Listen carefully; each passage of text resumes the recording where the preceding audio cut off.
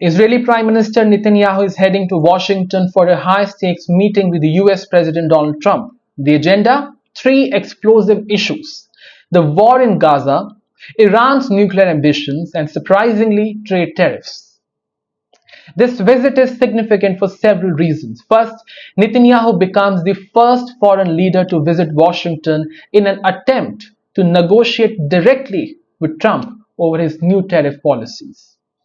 Just last week, Trump shocked global markets by announcing sweeping tariffs on imports, a move that has wiped out trillions and trillions of dollars not only from the US stock markets but from the markets across the world. Now, Israel, one of America's closest allies, finds itself caught in the crossfire. Despite sharing a 40-year-old free trade agreement with the US, Trump's new 17% tariff also applies to Israeli imports, especially machinery and medical equipment. Israel tried to avoid this by scraping its own duties on American goods, but Trump went ahead anyways, arguing that the US still runs on trade deficit with Israel. But this trip isn't just about trade. The Middle East is once again on edge with growing fears of an Israeli strike on Iran's nuclear facilities. The US has already sent advanced anti-missile systems like THAAD and Patriot batteries to Israel amid rising tensions. Netanyahu and Trump are expected to discuss what comes next if diplomacy with Iran fails, including possible military coordination and confrontation.